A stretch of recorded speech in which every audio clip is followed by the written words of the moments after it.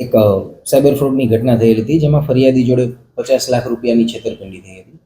આ ફરિયાદ બાબતે આપણે 95 નંબરની એફઆઈઆર નોંધેલી છે, જેમાં બીએનએસ 318(4), 319(2), 61(2) તથા આઈટી એક્ટની 66(d) હેઠળ ગુનો નોંધેલો છે. હવે આ ફરિયાદની ઘટના એવી છે કે આમાં ફરિયાદીને સામેવાળા આરોપીઓ દ્વારા ઓસ્ટ્રેલિયાની એક હોસ્પિટલ, રોયલ એડિલેડ હોસ્પિટલના કર્મચારી તરીકેની ઓળખ આપી અને તે વ્યક્તિને ત્યાં ઓસ્ટ્રેલિયાનો વિઝા કરાવી આપશે તથા ત્યાંની હોસ્પિટલમાં નોકરી અપાવશે, એ રીતેના વચન આપી અને એ વ્યક્તિ જોડે છેતરપિંડી કરવામાં આવેલી હતી અને એની પાસેથી કુલ 50 લાખ જેટલી રકમની છેતરપિંડી, 50,75,000 જેટલી રકમની છેતરપિંડી થયેલી હતી.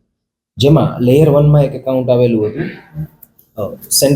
સેન્ટ્રલ બેંક ઓફ NSDL બેંકના એકાઉન્ટમાં ₹1.5 લાખ ટ્રાન્ઝેક્શન થયેલું હતું.